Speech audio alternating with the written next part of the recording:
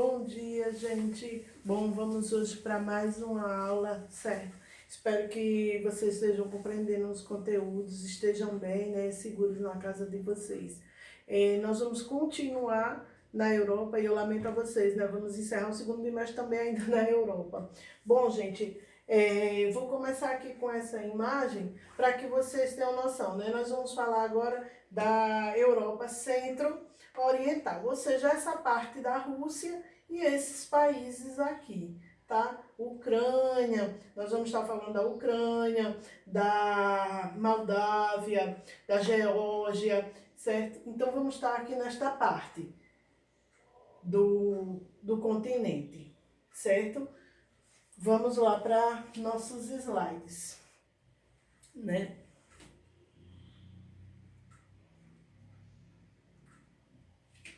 Bom, como eu mostrei a vocês aqui no mapa, nós vamos falar aqui dessa parte, certo? Laranjada, só que não vamos estar falando aqui da Estônia, Letônia, Lituânia, nem da Polônia agora, tá? Essa parte aqui a gente vai eliminando. Por quê? Porque a gente já até falou sobre elas, tá? Mas a Europa Centro-Oriental é formada por um conjunto dos antigos países socialistas. Se vocês forem pesquisar fazer algumas pesquisas, até alguns de vocês vão ver que vai se chamar assim, leste europeu, o lado leste, né? Vai ter aqui a Polônia, República Tcheca, Eslováquia, Hungria, Romênia, Bulgária, Albânia, Sérvia, Montenegro, e o detalhe, né? Sérvia e Montenegro eram um país só que se separou. Kosovo, que procura sua independência, Eslovênia, Croácia, Bósnia e Herzegovina e Macedônia. E pelas repúblicas que constituíram, ou seja, fizeram veementemente parte da União Soviética, da antiga União Soviética, que é a Bielorrússia, a Ucrânia, Moldávia, Geórgia, Armênia, Azerbaijão e a Rússia, a parte europeia. Vamos lembrar que a Rússia é um país bicontinental, né? Boa parte dele está na Ásia e a outra parte está na Europa. Então, a parte europeia, certo?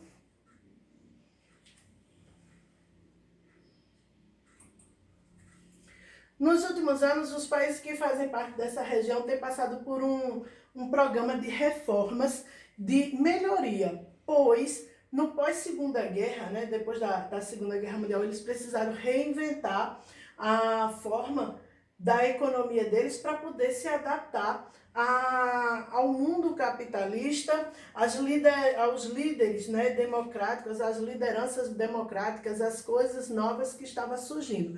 Então, o leste europeu foi a parte da Europa que demorou a sair do socialismo, de assumir o capitalismo. E eles vêm passando aí por grandes reformas, grandes partes, né? Aí, com isso, um ponto surgiu. As desigualdades que existem nesse bloco, elas começaram a ser bastante evidentes. Nós vamos ter da Rússia, sendo do bloco o país mais rico, até a Moldávia, o país mais pobre, junto com a Armênia, entre outros. Então, vamos ter essa diferença de desigualdades entre eles. Só que estudar a Europa Centro-Oriental completa é grande, então ela foi dividida, tá? E nós vamos ver por partes. Nessa primeira parte, na aula de hoje, nós vamos ver a Europa Oriental, que é a Rússia, a Ucrânia, a Belarus, a Azerbaijão, a Armênia, Moldávia e Geórgia. Os demais nós vamos mais para frente, tá? Nas próximas aulas. Aqui tem uma imagem linda da Rússia, tá? Da Praça Vermelha, mais conhecida como a Praça Vermelha, nada mais justo, né? Bom, a Rússia, eu vou dizer a vocês assim, nessa aula, eu dei um pouco mais de destaque. Por quê? Porque a gente não pode simplesmente dizer assim, Rússia, né? Rússia por Rússia. Não dá, certo? Oficialmente conhecida como Federação Rússia, mas já foi União Soviética, certo? País localizado ao norte da Eurásia, tem nada mais, nada menos que 17.075.400 km². É o país maior do mundo, né? E o nono mais populoso. olha só, curioso, né? O nono mais populoso. Faz fronteira do lado noroeste com a Noruega, Finlândia, Estônia, Letônia e Lituânia e Polônia. E a Bielorrússia, Ucrânia, Geórgia, Azerbaijão, Cazaquistão, China, Mongólia e Coreia do Norte. Será que ele é grande, né?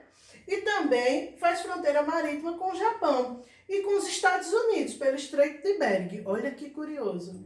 Rússia e Estados Unidos fazendo fronteira. Vamos lá para um mapinha para vocês terem noção, certo?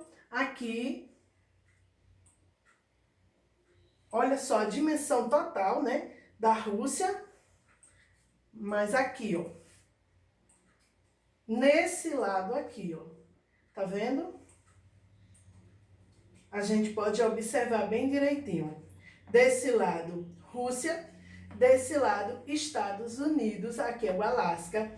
E aqui é o Estreito de Bering, certo? É um estreito bastante importante. Ok? Não é interessante, gente? Observar aí esse mapa todo, né?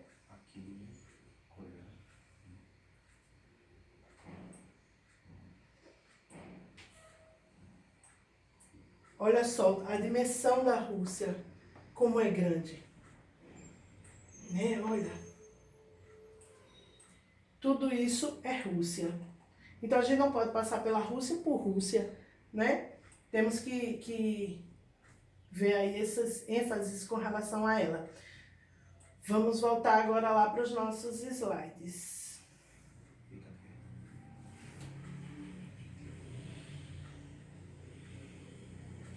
Oriental.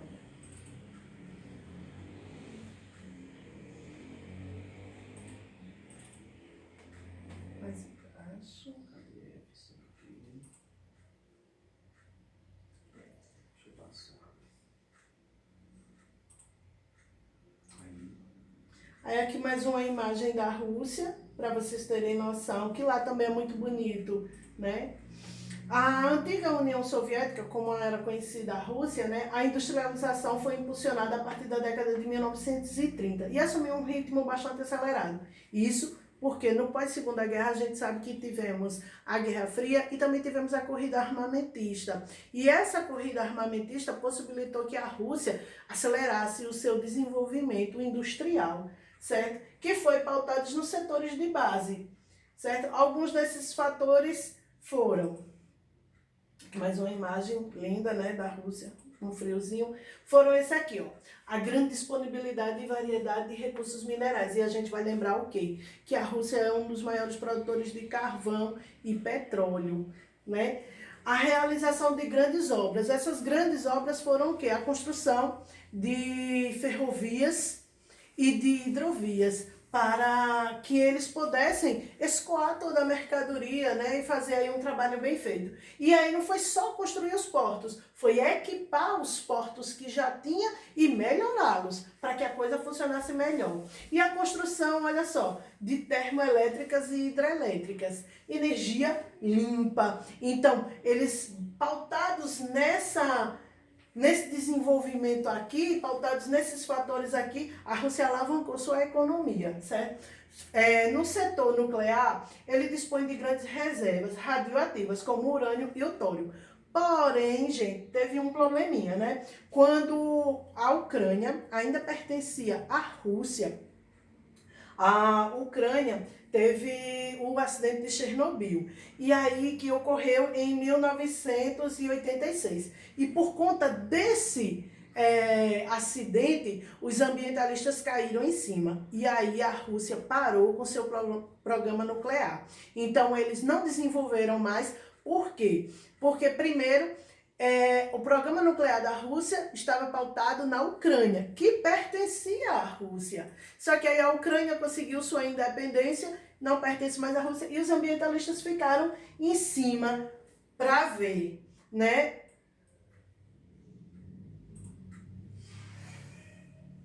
Agora não.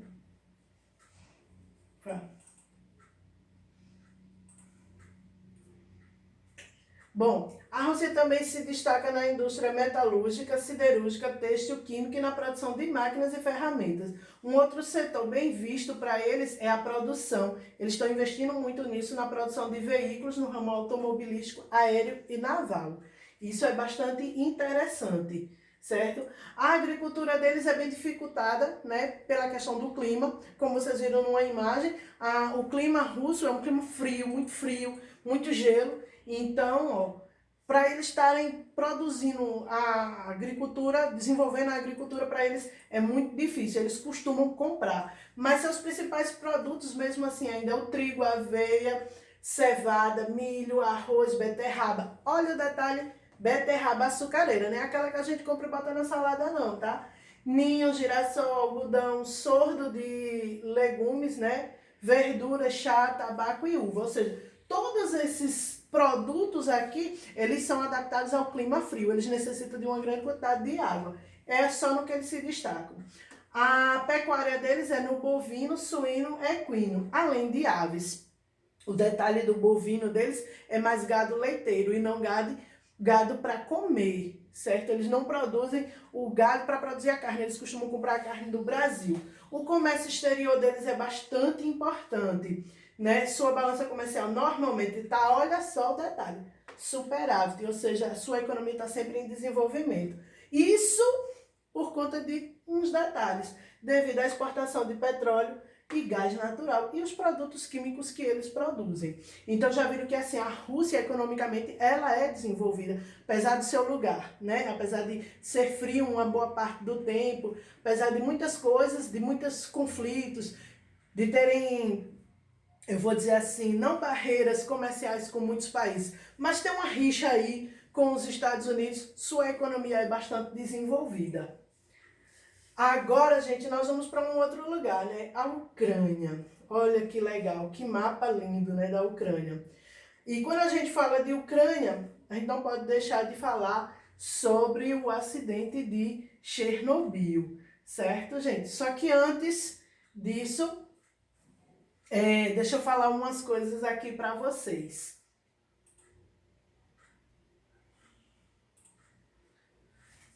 Era o quê? Era um slide ainda. Olha só, a Ucrânia, ela desenvolveu um parque industrial considerável, né, favorecido de recursos minerais, como carvão, petróleo e ferro. E as duas cidades mais desenvolvidas é Kiev, a capital, e Cracóvia. São as duas mais importantes, certo? Que tem indústrias de mecânica e química. E isso por quê? Porque a Ucrânia, eles estavam muito pautados, né, numa situação que houve, que foi o de Chernobyl.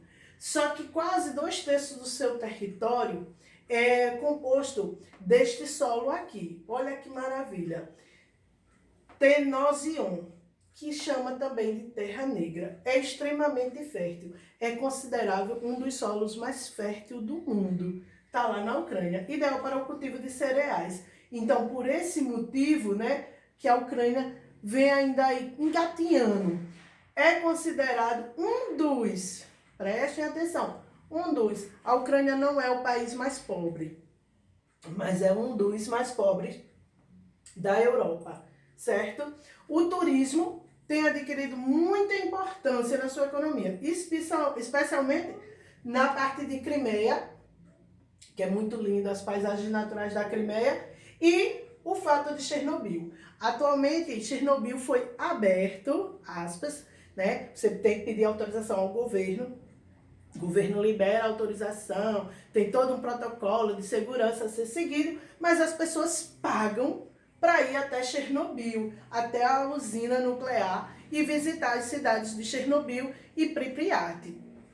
Para não ficar só aqui, né, gente? Vamos lá para o mapa, para vocês terem noção de como é aqui. Ó, aqui fica a capital, Kiev. Mais para cima. Mais para cima aqui. Ó, aqui fica Chernobyl, aqui é Pripyat, aqui é Chernobyl e aqui fica a usina. Então as pessoas pagam para visitar essa área. Observem uma coisa, ó, toda essa parte aqui, ó, você observa que o solo ainda está bem degradado, porque toda essa parte aqui foi contaminada com radiação nuclear, certo? Vamos dar uma baixadinha ali para a gente ver a usina. Ó, aqui foram as torres que estouraram, né, que explodiram, os reatores que explodiram. Aí eles colocaram aqui um desenho de como seria, mas na verdade está só o buraco da situação. Mas para cá, olha, você vê tudo velho, enferrujado, o solo degradado, tá vendo? Que a usina, também isso aqui também faz parte da usina, tudo isso. Mas para cá também, ó, olha como tá os depósitos, as coisas todas, tudo devastado, né? Tudo isso aí foi explodido, tudo isso aí foi pro ar. Então eles colocaram uma representação do que seria, certo? Porque tudo isso aqui foi pro espaço, tudo isso aí foi dizimado, como dizem. Certo? Vamos dar uma subidinha mais aqui pra gente ver Pripyat. É uma cidade muito pequena, né? E vocês sabem pela história que eles só tiveram 10 minutos para evacuar a cidade. Parece muito, mas a evacuação de uma cidade, ó, Pripyat, ó, todos esses prédios aqui que vocês veem em desenhozinho assim, Triste. é porque eles foram destruídos, tá? Não sobrou muita coisa não. Então as pessoas ainda vão lá para ver o que sobrou. Isso aí é o que era. Algumas você vê, observa que é de cimento, ó, e outros não, certo? E outros é só a representação do que tinha na época. É muito triste você ver, pronto, uma cidade dessa, você ter 10 minutos para evacuar com todo mundo, é muita coisa. Parece pouco, mas não é, certo? E aí acaba que a Ucrânia acaba lucrando, né, com o turismo do pessoal querer ver, realmente está aí, né, ver como ficou. E aí, as imagens vocês podem também pesquisar na internet, não são tão bonitas de se ver.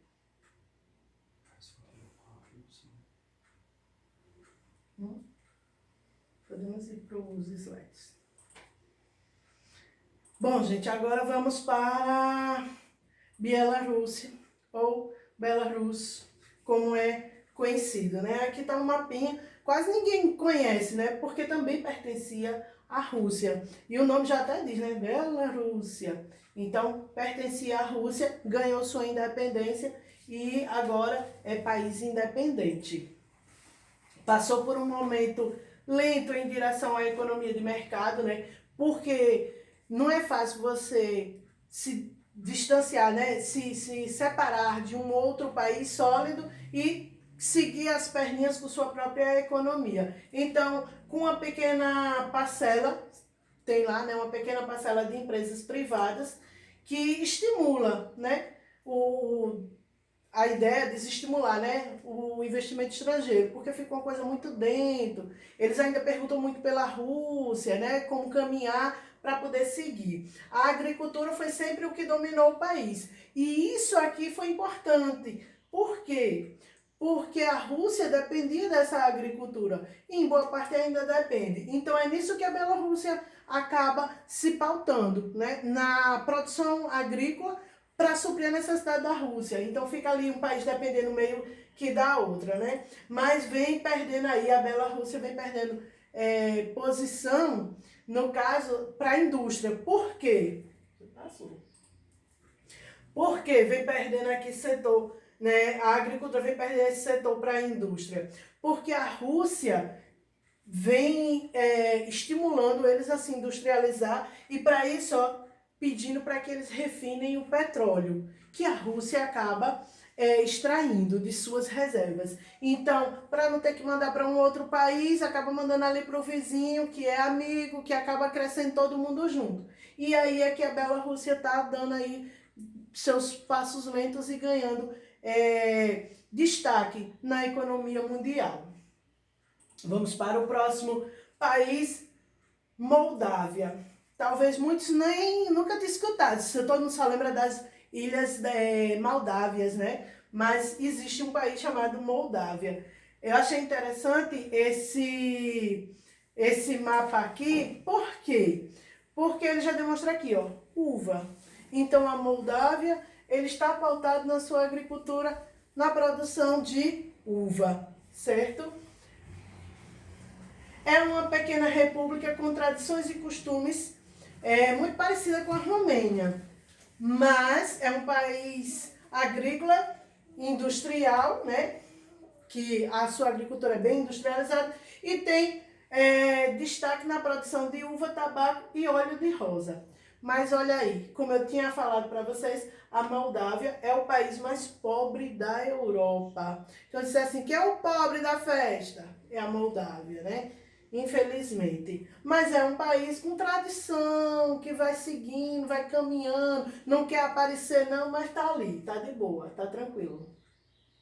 Agora, vamos falar do Azerbaijão e a Armênia, né? Por que falar desses dois juntos? Olha só, vizinhos, né? Botei esse mapinha aqui, mas eles são vizinhos. Bem interessante. E o porquê deles dois juntos, professora? Pela a forma com que eles dois se desenvolvem, tá? Os dois são pequenos países localizados na região montanhosa do Cáucaso. E suas economias são iguais, são agroindustrial, certo? Só que a Azerbaijão se destaca pela indústria petrolífera, quase que não sai, né?